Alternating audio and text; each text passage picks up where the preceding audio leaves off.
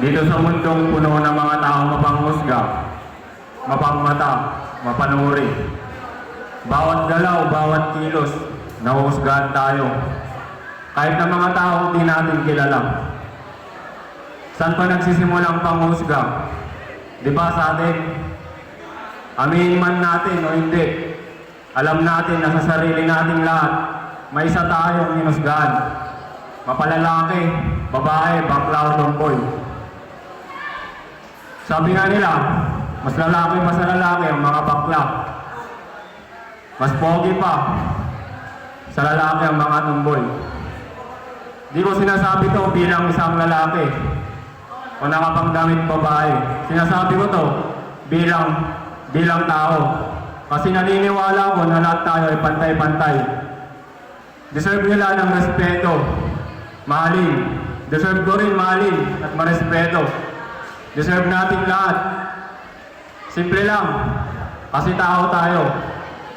Magkaiba man tayo ng gusto, ng kasarian o ng ari. Magkakaiba man tayo ng lahi, kulay o paniniwala. May pagkakapareho pa rin tayo. Yun na yung pagiging tao at lahat tayo deserve respeto.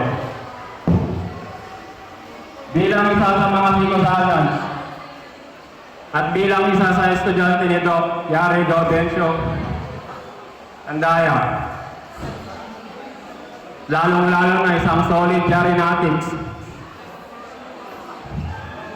Sisimulan ko mismo dito sa institusyon na to ang pagrespeto, pagmamahal at kahit ano pang kasarian, lahi, paniniwala o ano pa man yan.